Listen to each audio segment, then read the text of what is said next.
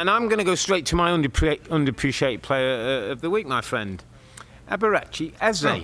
Eberechi Eze, my friend. Okay. Who came to the football club from Queen's Park Rangers with a decent reputation, got quite a bad injury. I think it's like an Achilles or some kind of injury that put him out for a long period of time. There was talk he was getting to a sort of England standard. Has come back fit.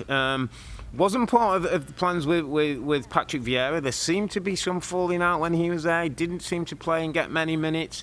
But he's come back in the side, was important. I saw in the League Cup this weekend, this midweek, he made a couple of goals for a couple of the forwards. He scores the important second goal today.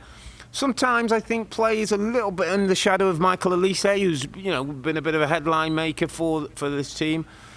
I just feel that Eze's potential, Rob, and he's not one that I know people talk about, although, I think there was a little bit of interest in him in this last window, and he's now signed a long-term contract. But Eberechi Eze is the new Wilfried Zaha, I think, for Crystal Palace, and has got so much upside. He's a proper footballer. He reminds me a little bit that where I see James Maddison go to Tottenham and go into a better group of players with a system, and it's made him better. I think Eze's got that potential. Yeah, I think he's done excellently for Crystal Palace. We talked a lot about him last year, Rob, with Patrick Vieira that fell out, and then of course Hodgson came in and he played a lot.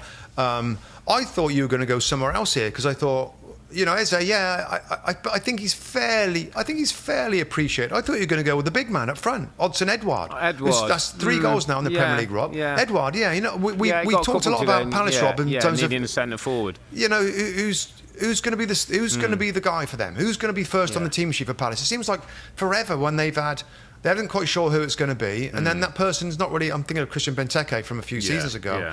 But I think they got the guy. I think we know now who's the number 9. I think he's the most likely to score out of all of them. There's going to be times where he plays a bit crappy maybe and doesn't look after the ball very well. But I think he's coming into himself, and I thought you were going to chuck in him as an underappreciated. No, he's underappreciated. Striker that might actually do okay. I'm not sure people around the league know enough about him or see enough about him, but I'm telling you, he's a talent, mate. Yeah. He's got next level footballer in him. It might take a year or two after Palace and won't do him any harm, but top class footballer, and it was a good win for Palace going into the break. And hi there, I'm Rebecca Lowe, studio host for NBC's coverage of the Premier League. Don't forget to hit subscribe to watch more videos all season long. And for even more Premier League content, from original series to live matches, head over to Peacock. And be sure to tune in for Premier League mornings every weekend on USA Network and on Peacock.